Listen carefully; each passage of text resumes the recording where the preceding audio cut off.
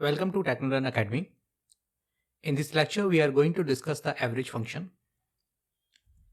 Average is an Excel function to find the arithmetic mean of a range of number. This is the formula for the average function. In average function, we can provide single or multiple ranges. In this example, we will find the average value of the quantity of the given range. And we can see that the average value of the quantity is 4914 only.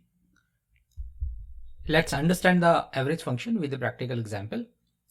In this example, we will find the average of quantity. So I will select my cell and will press equal sign. After that, I will type average and will select average function from the drop-down list.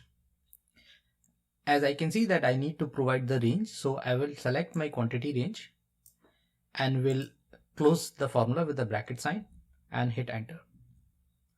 We can see that the average function has calculated the average of quantity as 4914 only. Thanks for watching this.